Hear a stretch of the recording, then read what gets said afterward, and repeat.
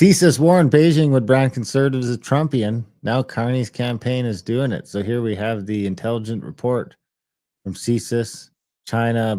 Some of it's redacted here. But it says that in mid-November 2021, a PRC consulate official in Canada made comments about the influence of Chinese Canadian voters in the recent 2021 Canadian federal election.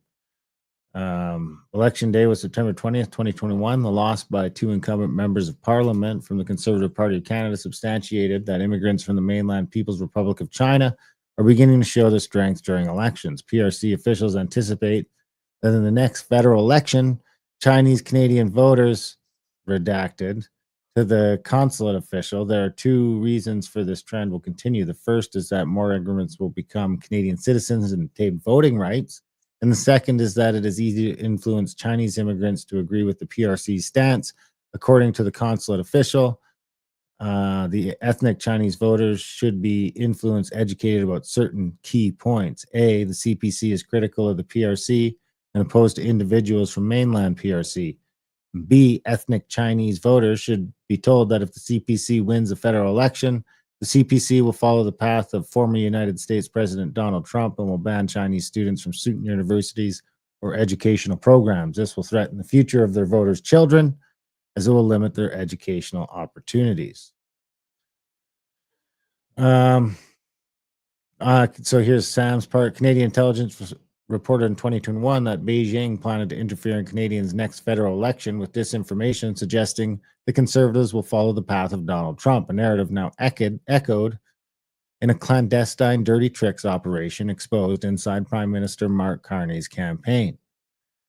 The warning comes from a classified CSIS bulletin dated December 20th, 2021, and marked secret, distributed to Canadian departments, including Global Affairs Canada, the Privy Council Office, the Communication Security Establishment, and Five Eyes intelligence partners, including the USA.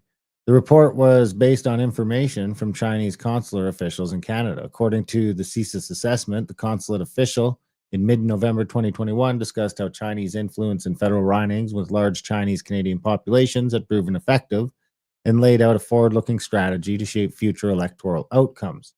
The official report stated, ethnic Chinese voters should be told that if the CPC wins the federal election, blah, blah, blah. We already read that.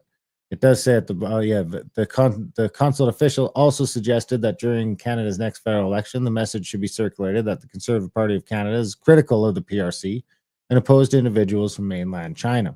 The remarks were made shortly after Justin Trudeau's Liberals won a minority government in the fall of 2021. CSIS concluded that the PRC officials believed Chinese immigrants were relatively easy to influence towards Beijing's geopolitical goals and could be mobilized to oppose Canada's Conservative Party. The bulletin describes a broader context in which Chinese state actors sought to paint Canadian conservatives as hostile to immigrants aligned with Trump-style nationalism.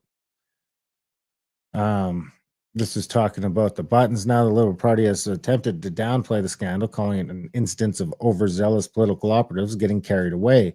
But the parallels to Beijing's 2021 disinformation strategy, as outlined in the CSIS bulletin, raise broader concerns over domestic political campaigns echoing or amplifying hostile state narratives.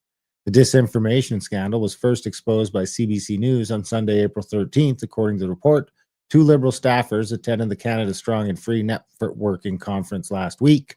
Observers have noted ticket prices for the event cost hundreds of dollars, suggesting the Liberal infiltration was well planned and resourced.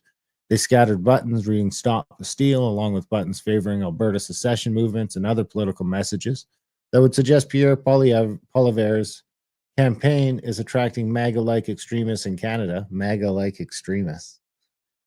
71 million MAGA-like extremists. The USA.